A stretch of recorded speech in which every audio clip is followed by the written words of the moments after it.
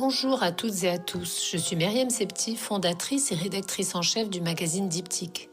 Depuis Casablanca, Diptyque explore l'art contemporain d'Afrique, du monde arabe et de leur diaspora, à travers une revue trimestrielle, une édition digitale, une newsletter hebdomadaire et un compte Instagram qui prend au quotidien le pouls des scènes artistiques du Sud. Autour de moi, une équipe d'auteurs, de critiques et de journalistes parcourt les foires, les ateliers, les musées, les biennales, les résidences. De Dakar à Marrakech, de Londres à Dubaï, de Lagos à Venise, ils rapportent des histoires multiples, sensibles et connectées. Avec le podcast Diptyque, nous prenons le temps d'écouter les personnalités, artistes, curateurs, collectionneurs, galeristes ou penseurs qui animent ces scènes artistiques. Ensemble, nous parlons bien sûr esthétique, processus de création. Nous parlons aussi d'engagement, de transmission et de circulation. Souvent aussi, nous abordons les difficultés à faire exister ces projets ambitieux dans les contextes socio-économiques de nos pays. Dans ce podcast, comme dans tous les projets éditoriaux de Diptyque, nous travaillons à la construction de nouveaux récits des Suds, des récits où les voix africaines et arabes dialoguent avec le monde. Dans chaque épisode de cette série, j'ouvre un espace de conversation libre, sans filtre, où la pensée se tisse avec le réel. J'établis toujours une trame de conversation, mais que je laisse volontiers déborder pour faire advenir quelque chose d'inédit. Ce podcast est réalisé avec le soutien de l'université Mohamed VI Polytechnique, une université marocaine d'avant-garde dédiée au développement de solutions innovantes pour répondre aux défis de l'Afrique et aux enjeux mondiaux. Bienvenue dans le podcast Diptyque.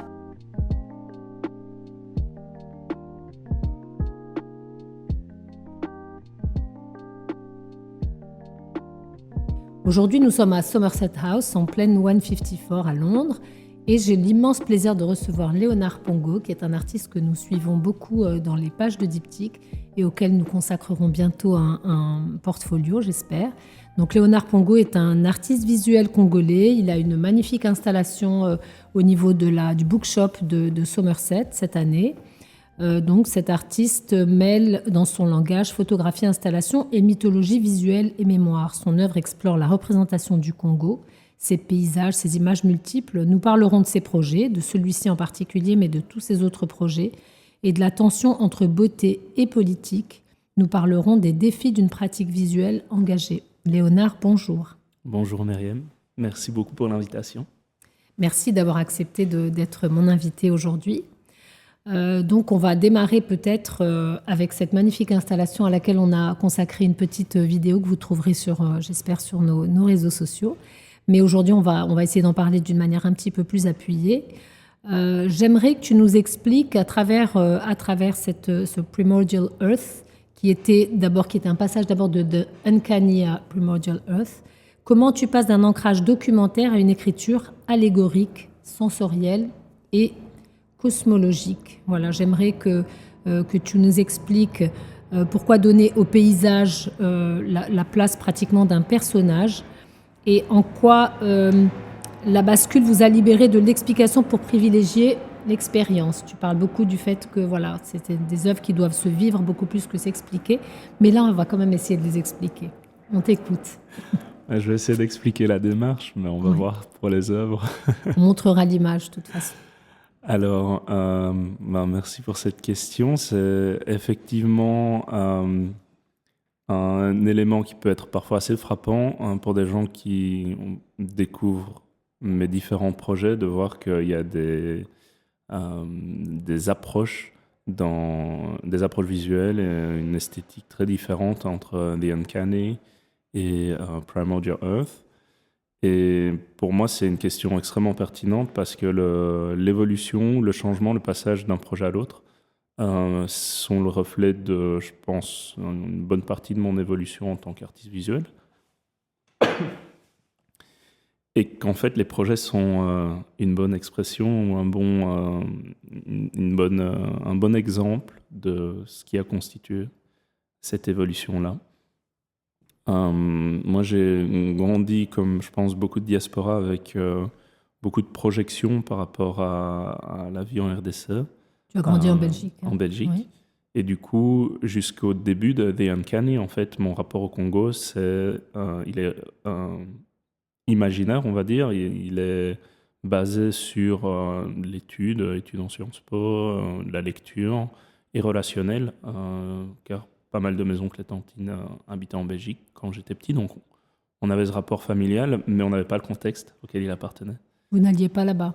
On n'y allait pas entre les années 90, début des années 2000, c'était un contexte de guerre et de post-guerre, et puis d'instabilité politique assez importante. C'était un voyage assez difficile. Alors comme toujours, il y a plein de Congolais qui voyagent, quelles que soient les conditions, et qui ont voyagé. Nous, on n'avait pas ces possibilités-là, voilà, pour raisons sécuritaires et financières principalement. Et donc ce rapport au Congo, il s'est construit par héritage, par transmission à des représentations de Congolais de Zaïrois, donc la génération d'au-dessus, qui nous ont transmis leur expérience à eux, parce que eux, mes oncles, mon père, mes tantes, presque tous sont nés et ont grandi au Congo, avant d'arriver en Belgique pendant les années d'instabilité. Et donc The Uncanny constitue ma confrontation avec le contexte, avec leur contexte.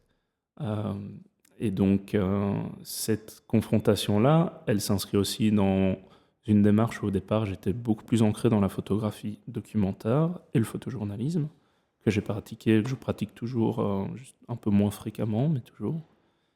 Et donc, j'arrive dans le contexte congolais en 2011, pendant les deuxièmes élections démocratiques de l'histoire du pays, en me disant que je vais réaliser un document qui va expliquer les enjeux géopolitiques et sociaux du pays. Tu étais parti pour faire un photodocumentaire. Oui, un photoreportage vraiment dans la durée. J'avais prévu de rester. Je n'étais pas sûr au départ. Je suis parti, je pense, en septembre. J'ai fini par rentrer en décembre. Je me disais, oui, je me donne un mois ou 2 ou 3, on verra. C'était une commande pour un média en particulier? Pas du tout. C'était vraiment en indépendant. personnel. J'avais travaillé pendant toute l'année précédente, pendant mes études. J'étudiais la photo et j'avais économisé pour pouvoir réaliser ce projet-là, qui liait, comme toujours en fait pour moi, un aspect personnel et un aspect, on va dire, professionnel. Mon but étant, je vais passer du temps avec ma famille, mais en même temps, je vais réaliser ce documentaire. Et très vite, ma famille, certains membres de la famille, je les connaissais, d'autres pas, m'ont confronté avec le fait que mais tu viens de l'extérieur, même si tu es congolais, tu viens de l'extérieur, tu arrives dans ce contexte et tu as déjà tes idées par rapport à ce que tu vas montrer sur nos vies, en fait. Et nous, on vit à l'intérieur. Nous, on a un rapport au pays qui est différent, on a un rapport à ces élections qui est différent, on a un rapport à la vie politique du pays qui est beaucoup plus complexe que ce qui est montré dans les médias internationaux, qui est différent. Toi, si tu viens ici et que tu vas juste répéter les mêmes images et les mêmes narrations, celles qui sont portées par les médias internationaux, qui, eux, ont leurs propres intérêts qui ne sont pas les mêmes que les nôtres, tu vas juste jouer ce jeu-là, en fait, tu auras raté.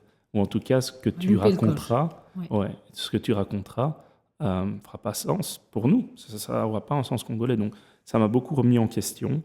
Et j'aime bien décrire cette...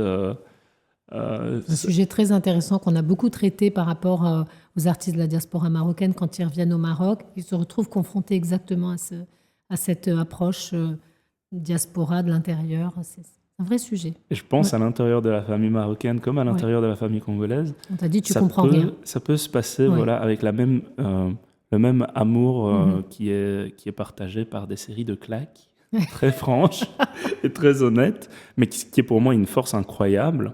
Alors certes, c'est déstabilisant, mais moi, ça m'a amené à me questionner, ok, j'ai ces outils dans ma pratique, il faut que ma pratique, elle évolue pour matcher le contexte.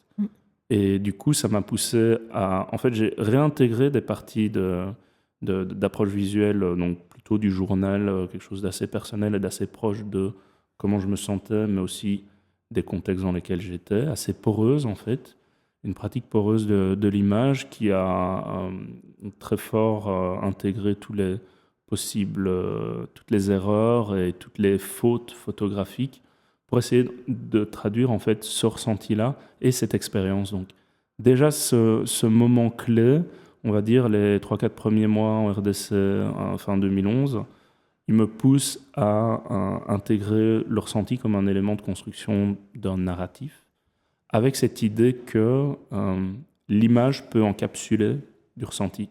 Et du coup, peut être une façon pour une audience qui regarderait ces images de se connecter avec ce ressenti et donc avec le contexte. Et donc, ça peut être porteur de sens. Et ça a construit et fait évoluer vraiment toute cette série, The Uncanny, qui a fini par être publiée il y a 2 ans, par Ghostbook, qui sont ici basés à Londres. Et mais au fur et à mesure que le projet évoluait, je me suis de plus en plus ouvert à essayer d'intégrer des espaces différents. Donc au départ, j'étais vraiment dans la cellule familiale, à la parcelle familiale au Beau-Rêve, à Barumbu, à Kinshasa. Et puis je voyageais pour passer un mois aussi au Kasaï, là d'où il y a ma famille, à Kananga. Et puis je suis revenu, j'ai continué le projet. Et j'ai continué cela au fur et à mesure des années, jusqu'en 2017-2018, en commençant aussi à me dire ce besoin d'accumulation d'expérience. Je suis en manque d'expérience parce que le contexte, c'est par l'expérience physique, émotionnelle, intellectuelle, mais par tous les niveaux d'expérience possibles que je peux m'y reconnecter et en avoir une compréhension, me mettre en adéquation en fait avec le contexte congolais, l'apprendre. Du coup, pour sortir de la sphère familiale, j'ai commencé à travailler avec des médias locaux, et qui ne sont pas des médias qui sont diffusés internationalement, mais de la même façon, je me suis dit, mais ce qui constitue le quotidien des Kinois, le quotidien des Louchois, le quotidien des gens de Kananga, c'est documenté en fait par des gens qui font très bien leur boulot. Ce sont plein de journalistes exceptionnels, mais leur audience, c'est pas l'international. Et du coup, ça influence le type de narratif que vous portez. Et donc, c'était des petits événements qui se passaient comme l'ouverture d'un marché, ou un accident quelque part, ou une manifestation de motards qui refusent le port du casque. Ça pouvait aller de tout à tout, mais surtout, ça m'amenait dans tous les recoins de la ville de j'ai fait ça principalement à Kinshasa et Lubumbashi. Ça m'amenait dans des endroits où la presse internationale ne regardera jamais. Et pour moi, c'était vraiment un coup de poker. Mais moi, je me suis dit, si je ne regarde que les endroits qui n'intéressent pas, on va dire de manière sur la scène internationale, en fait, je vais pouvoir me connecter à tellement de lieux que ça va devenir pertinent de manière assez universelle. Parce que ça va raconter des histoires de vie et connecter avec un contexte de vie porté d'une manière très sensible et personnelle, mais qui touche tellement de personnes que du coup, c'est plus uniquement par rapport à moi non plus, et ça permet à une audience globale de se connecter. Et donc, c'était un peu ça le coup de poker de The Uncanny, qui a produit non seulement ce projet, qui est finalement entre documentaire et pseudo-subjectif et je ne sais pas trop quoi d'autre, mais ça a aussi modifié complètement ma manière de créer et mon rapport à l'image, qui a amené au projet en fait, qui suivent. Est-ce que tu dirais que c'est là que finalement démarre cette nouvelle expérience de la beauté plastique, peut-être? Parce qu'en fait, on connaît surtout tes œuvres pour leur immense dimension esthétique. Et en fait, j'aimerais que tu nous dises de quelle manière, justement, la beauté dérègle le regard. Qu'est-ce qu'elle autorise dans ton travail? Comment tu t'es approprié ces notions dans ton travail et à quel moment ça intervient? Est-ce que c'est au moment de la série The Uncanny? Je pense au moment de la série The Uncanny, ça me parle et ça me guide dans, non pas parce que, bon voilà, on parle des photographes toujours avec une grande quantité de proportion de contrôle dans la création de l'image. Oui. Et en fait, pour être un peu plus basique par rapport à la description du travail, moi, je crée vraiment mes images n'importe comment. Je fais littéralement n'importe quoi. J'utilise juste l'appareil photo de façon assez basique pour essayer de capter des moments. Et c'est pas du tout mon approche de la prise de vue. Elle est pas du tout, en tout cas pour ce projet. Il n'y a pas d'intention particulière. L'intention, c'est la connexion et le moment qui se passe, mais il n'y a pas une réflexion dans la construction des images, la manipulation du cadre. C'est quelque chose de beaucoup plus instinctuel. Et la sélection, le côté plus construit, il se passe dans deux étapes. L'une qui est l'interaction avec d'abord l'editing, la sélection des images et le choix de quelles images, même ratées, peuvent être porteuses.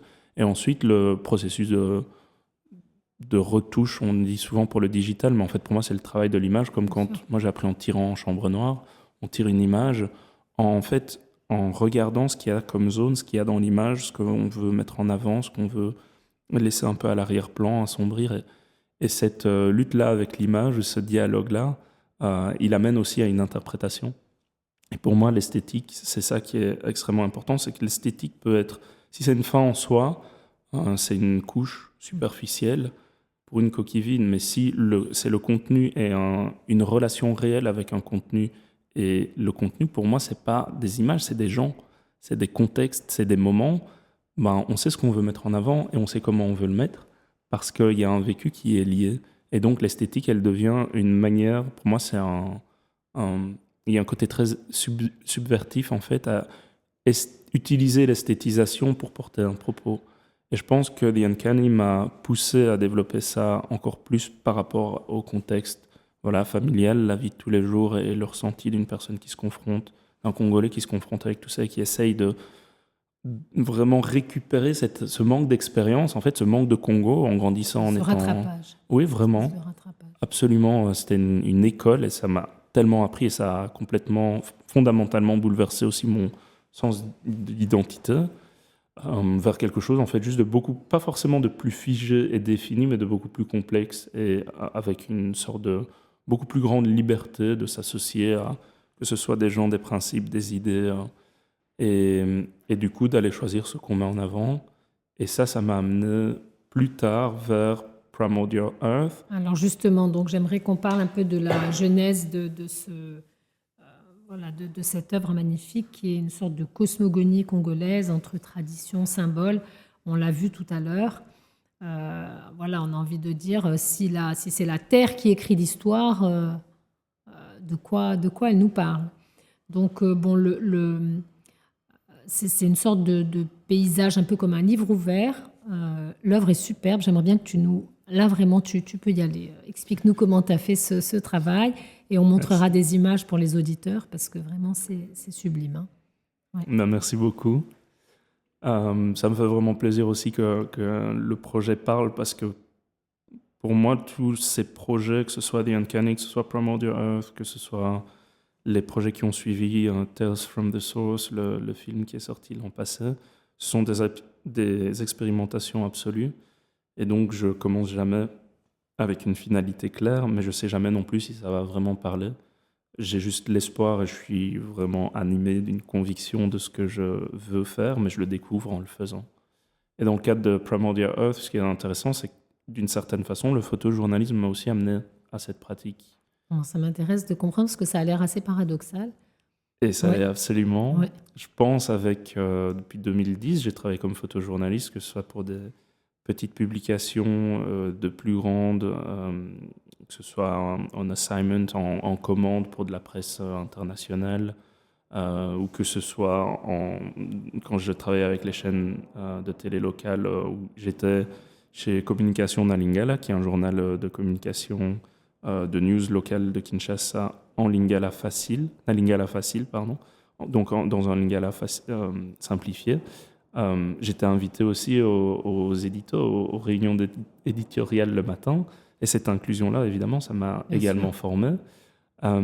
Mais ce processus-là de travailler comme photojournaliste, il m'a aussi amené à me rendre compte que les narrations qui sont portées par la presse internationale, elles sont cadrées sur des intérêts qui sont généralement externes à la RDC.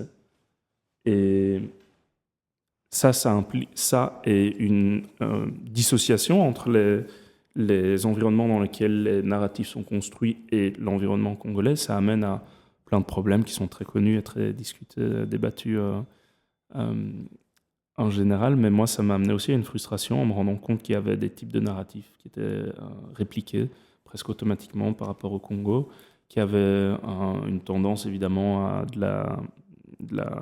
du reportage de crise plutôt que du reportage de solutions. C'est une banque de sujets, et puis on pick up un sujet, c'est toujours, il y a 5 sujets qui sont toujours les mêmes qui reviennent.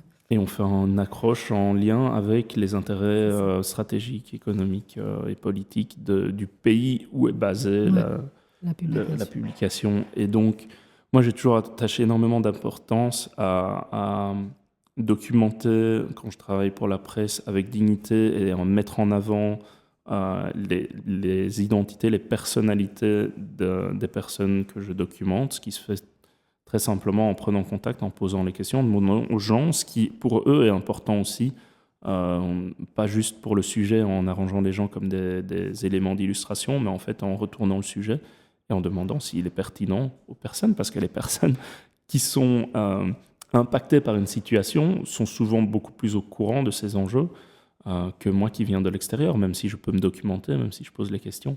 Et donc il y a énormément à apprendre dans ça, mais ça, pour moi, ça reconfigurait mes commandes. Et ça me permettait aussi souvent de proposer des images différentes qui n'étaient pas forcément attendues par les rédactions et qui peuvent être tout aussi intéressantes, si pas plus. Et donc en 2017, il y a un conflit qui sévit dans le sud du Congo. C'était un conflit entre l'État congolais et un groupe qui s'appelle les Kamina Nsapu, après que l'État ait attaqué un chef traditionnel. Et suite à ce conflit, il y a eu un déplacement interne qui a plus de 2 millions de personnes dans tout le Kasaï jusqu'au nord de l'Angola.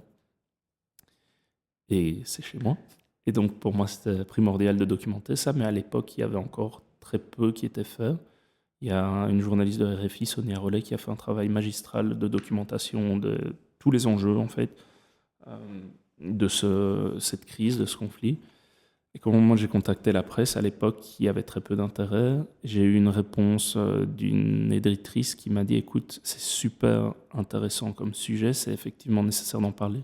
Malheureusement, ce n'est pas aligné avec nos intérêts stratégiques pour l'instant, donc on ne peut pas en parler.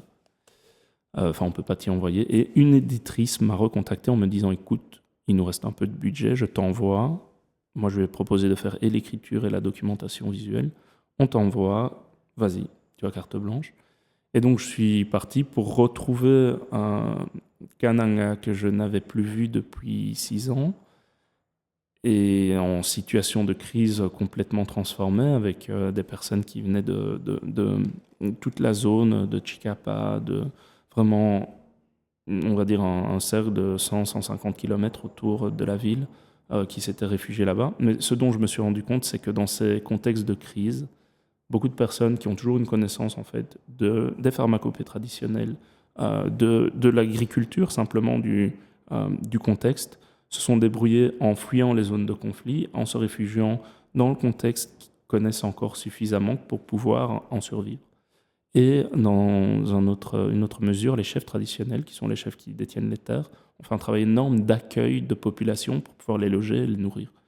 Et donc, pour moi, ça a vraiment activé quelque chose. Je me posais la question depuis longtemps de comment représenter la terre, comment représenter l'environnement naturel au Congo. Je me rends compte qu'en fait, il y a toujours tellement de connaissances de cette terre, de cet environnement-là, qui est détenu par simplement la population, par une capacité à évoluer dans son environnement et à le lire. Et ça m'a très fort motivé à me lancer, à me dire, OK, maintenant, il faut l'aspect traditionnel. Il faut que ce soit un aspect primordial pour mon prochain projet. Sans ce contexte, sans cette possibilité de lecture de leur contexte, les personnes qui ont survécu ici n'auraient pas pu survivre. Mais avec ce déplacement, qu'est-ce qui se passe? Il y a un problème de perte, d'acculturation qui est déjà dans l'histoire de la RDC et dans l'histoire de la colonisation belge au Congo.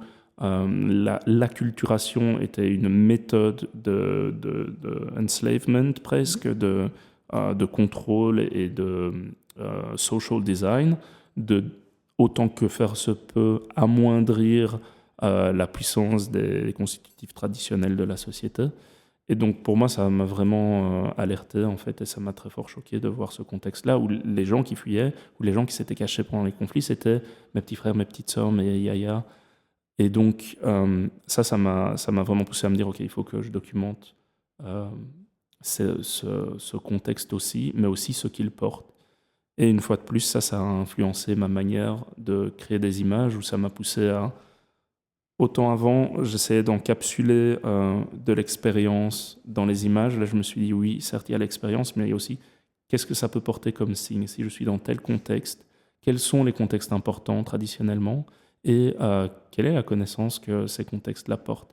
Et donc ça, c'était en 2017, ça a engagé toute une réflexion par rapport à la Terre, à ce qu'elle porte, mais aussi aux lectures que les populations ont eues de cette Terre, et donc à la connaissance qui en a émergé. Et comme tu le dis, cette idée que, en fait, le contenant de ces connaissances, c'est la Terre, c'est une entité en soi, c'est une conscience en soi. La question, après, ça a été comment je la lis et comment je peux... Comment la faire parler. Oui. Pas la faire parler, comment dialoguer avec, et qu'est-ce que je peux produire comme forme qui résulte de ce dialogue-là, et qui sont pas forcément représentatifs, mais alignés aux mêmes pensées que les pensées qui en ont émergé, les pensées traditionnelles, pour mettre en avant un héritage, certes, un héritage des cultures congolaises qui sont si diverses, mais aussi de leur lecture, de leur contexte, mais aussi pour mettre en avant une narration du Congo ou des Congos qui est basée sur comment les Congolais la lisent. Donc encore une fois, il y a cette volonté pour moi de porter un narratif qui est lié à des éléments qui est endogène et on va dire égoïstement parlant, qui m'aide moi à me connecter encore plus avec ces connaissances-là, tout en essayant de les valoriser en fait. Et du coup, comment tu as travaillé cette œuvre importante?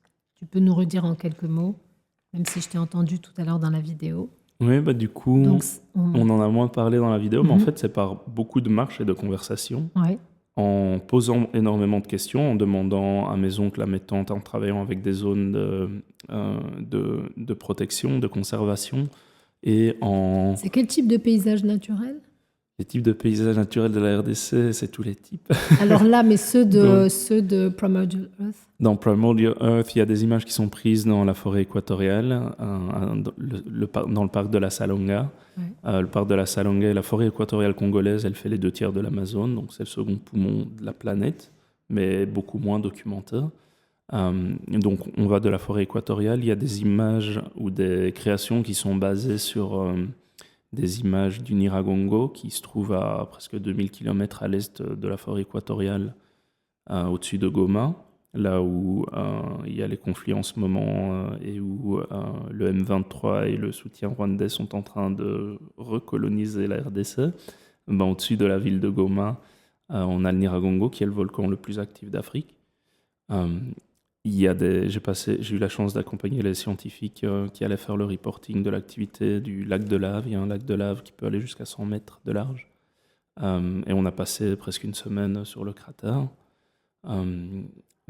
C'est vrai que c'est très volcanique, l'œuvre. Hein. Il y a cette ça m'a énormément impacté d'être dans un contexte qui est si riche, qui tonne, qui bout en permanence et qui est en connexion directe avec la planète. Ensuite, il y a des images qui sont prises dans le parc de Lupemba, qui se trouve au Katanga. Et donc, ce parc-là, ils m'ont accueilli plusieurs fois, donc dans le sud-est de la RDC. Et puis, il y a encore évidemment des lieux qui sont au sud du Congo, au Kasaï, donc là d'où vient ma famille, où j'ai eu l'opportunité de voyager. C'était pour moi primordial d'arriver au village de mon grand-père, à Dibaya. Et ensuite, il y a encore des images qui ont été faites autour de Kinshasa, donc au sud-ouest, comme la tapisserie qui est montrée, qui a été prise à Mbanza-Ngungu, qui se trouve à un peu moins de 150 km de Kinshasa, en allant vers la mer, vers l'océan. Et donc, le processus, ça a été beaucoup de marcher, d'interroger, de faire beaucoup de recherches, de lire beaucoup, notamment le travail d'une ethnolinguiste extrêmement importante, dont le travail compte tellement, qui a fait tout un travail d'analyse des signes et des traditions de toute l'Afrique subsaharienne. C'est Clémentine Faïk-Nzuji. Donc voilà, je tiens absolument à ce qu'elle soit reconnue parce qu'elle a réalisé un travail pendant 30 à 40 ans incroyable. Et donc, ce que j'ai fait concrètement, c'est armé de toutes ces lectures, de toutes ces questions, des réponses parfois simplement d'indications de mon oncle qui peut me dire « Va trouver la rivière Moyo ». Voilà. Et donc d'arriver à Kananga. C'est ça le brief. C'est ça le brief. Et d'arriver à Kananga et de demander à mon yaya « Tu connais la rivière Moyo ?»« Ah, non, mais on va demander à Il n'y a pas des problèmes de toponymie ? Est-ce que tout le monde appelle les choses de la même manière ou chacun, parce que nous, par exemple, au Maroc, il y a beaucoup de questions de toponymie. Vous arrivez dans un coin, vous demandez tel truc, il est appelé comme ci sur les cartes, autrement par les gens locaux, encore autrement par les guides. Il y a un vrai sujet sur la toponymie. Alors, il y a un sujet très drôle beaucoup de lieux ont été nommés dans le contexte colonial, et du coup, le nom qu'ils portent sont soit une représentation des constructions coloniales, soit faux, archi-faux. Donc on le trouve jusqu'au musée de Tervuren, où certaines de leurs archives indiquent une personne comme étant un chef, et on s'est rendu compte plus tard qu'en fait c'était juste quelqu'un qui a été mis là en disant oui, ils viennent faire la photo, on va te faire poser. Moi j'ai une grande chance, c'est que mes oncles, ils ont grandi dans ce contexte et ils ont grandi là. Donc, tu avais des guides de grande qualité, en fait. Je voyage pas forcément avec mes oncles, mais avec des grands frères et avec des indications de mes tantes qui, en fait, connaissent les noms réels. Donc, quel que soit le nom, en fait, personne ne regarde le nom sur les cartes parce que tout le monde sait que c'est n'importe quoi. Et eux vont pas avoir le réflexe de juste prendre la carte sur Google Maps et me dire « Ah oui, c'est là ». Ils vont juste me dire, comme ça doit être dans ce contexte, va demander à telle personne qui t'indiquera vers où aller. Et quand tu arrives à la rivière, mais il y a des gens, tu peux parler avec. Et donc, c'est toujours... En fait, il y a toujours... L'humain est toujours essentiel pour moi parce que j'ai pas toujours les clés des endroits dans lesquels je vais. Donc, mon but, c'est de l'apprendre. Et puis, une fois arrivé à la rivière Moyo, c'est de simplement essayer de voir c'est quoi l'environnement, qu'est-ce qui me touche dans cet environnement, qu'est-ce que je peux créer comme image avec l'appareil photo qui est la base du processus. Et une fois que je suis devant les images, de voir, mais en fait, qu'est-ce qu'elle comporte cette image comme texture, comme forme, à quoi ça fait appel au niveau de la pensée ancestrale, au niveau des narratifs. Cette rivière, elle représente ceci, elle représente le lieu où vivent telle personne, où c'est lié à tel ancêtre. Quelle serait la forme idéale pour matcher ça? Donc tout mon travail, il se passe sur ça, cette expérimentation de forme et de matérialité. Ah oui, dans ce contexte, je pense que ce serait vraiment un bon match de passer par du tissage. Ok, en plus, ça correspond à telle façon de porter du signe, la tapisserie en particulier, elle a des signes qui ressemblent fort à des signes de spirale, des signes assez répétitifs, un peu géométrisés. Pour moi, ça peut faire un très bel appel par rapport aux velours du Kasaï, qui est un élément porteur de tradition, de généalogie. Comment je vais pouvoir transformer cette image? Et là, je vais travailler avec d'autres personnes pour réaliser le design et la transformation textile, pour arriver à une image qui porte toutes ces couches. Donc, en fait, tu gardes toujours une approche de la complexité éthique du réel que tu traites, sans te laisser happer par, j'imagine parfois, des images envoûtantes qui auraient leur place dans des cartes postales ou dans des reportages de géo.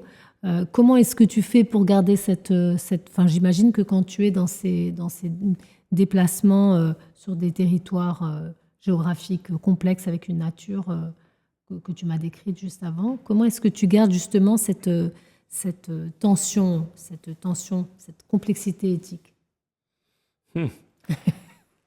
La question ne se pose pas vraiment parce qu'en fait, quand je ne sais pas si je pense à Upemba, j'ai grandi en Belgique avec une mère ardennaise, donc on a passé toute notre enfance dans la forêt et dans le jardin, dans la nature, et ma mère est extrêmement douée pour répliquer les chants d'oiseaux, les appeler, les identifier. Donc, mon rapport à la nature, il a à aucun moment été dans l'exotisation, que ce soit dans le contexte congolais, que ce soit, je sais pas moi, dans les Vosges ou dans le sud de la Belgique, dans les Ardennes. C'est plutôt une curiosité. Et donc, typiquement, dans le contexte de Upemba, on était avec les gardes donc les gardes forestiers, les rangers, on était en train d'aller vers un endroit où ils pensaient qu'il y avait une chute d'eau. Et c'était un parcours intéressant parce qu'il y a des animaux du coup qui passaient. Et comme ils font du monitoring, moi, ils me proposent juste de me joindre à eux. C'est un peu la dynamique que je conserve. Juste, vous savez ce que vous faites, vous savez lire ce contexte. Est-ce que je peux venir avec vous? Et ça crée des synergies super intéressantes. En marchant, je m'arrête un moment parce que je vois une plante qui me semble intéressante, qui a une odeur aussi. Donc, je pensais que c'était une plante qui avait une fonction. Je demande aux rangers, ils me disent effectivement c'est une plante médicinale qui sert à ceci, cela. Et c'est plus ce rapport-là où de me rendre compte, ah mais tiens, ici, il y a on arrive à un endroit qui me semble avoir été une mare parce que c'était marqué comme si ça avait été humide longtemps. Je leur demande, ils disent ah oui effectivement après la saison des pluies ici c'est inondé. Et du coup en voyant ça, moi je continue par curiosité à regarder ce qui se passe et on trouve il y avait un type de grenouille voilà qui a une peau orange assez particulière qui n'avait pas encore détecté, et c'est le simple fait de se laisser guider par la marche, l'intuition, la curiosité et l'intelligence des personnes qui connaissent ce contexte qui m'amènent à voir des choses qui, dans ce cas-là, pour moi, la photo de la grenouille, elle est jolie, mais elle n'est pas du tout forcément porteuse. pour eux, ça leur permet de communiquer et de monitorer. Donc, c'est aussi Bien sûr. un élément super utile. Et pour moi, c'est important d'être aussi utile. Mais du coup, ça veut dire que pour moi, j'ai pas du tout de besoin de faire du calendrier avec des Bien photos de sûr. grenouilles. Mais que par contre, toute la logique de ah oui, mais ici, du coup, les mares, elles fonctionnent comment? Mais du coup, il y a quels animaux qui arrivent et comment eux, ils fonctionnent dans cet espace-là. Et une fois de plus, ce qui va m'attirer dans ce cas-là, ça va être sûrement la marque de l'eau séchée qui est partie, parce que ça ressemble à une certaine forme, ou on va arriver dans un certain endroit parce que il y a la symbolique du bananier qui est très forte et très importante, qui est l'élément qui anime l'expo qu'on va faire à Project Loop, qui va ouvrir samedi. Alors justement, peut-être une dernière question, on s'approche de la fin de l'épisode. Une dernière question sur l'actualité de ton travail en ce moment. Où est-ce qu'on peut le voir? Quelles sont les étapes là, d'ici la fin de l'année? Eh ben, ça va être cette nouvelle exposition solo qui va ouvrir Project Loop à Hackney, à Shoreditch. Ici à Londres, non? Ici Ouais. à Londres. Bon, il y a la grande installation là, de la 154, mais qui est visible jusqu'à dimanche. Mais l'épisode paraîtra, je pense, après la 154. Cette œuvre-là, bon, évidemment, c'est une œuvre qui est dans une foire commerciale, donc elle risque d'être acquise. Mais est-ce qu'il y a une édition de cette œuvre qui est visible, qui sera visible dans une institution? Ou oui. Alors, elle fait partie Ouais. la première édition sur 2 de cette œuvre, la Mbanza Tapestry. Ouais. Elle est dans la collection du Musée d'Art moderne de Ostende, en Belgique. Ah oui, donc ça, ce sera visible, voilà, pour ceux qui veulent voir ce dont on parle, donc à Ostende en Belgique. Et sinon, donc l'expo là, à Shoreditch, oui. Oui, donc à Project Loop, un des éléments vraiment essentiels, c'est ce regard sur un banana tree. Mhm.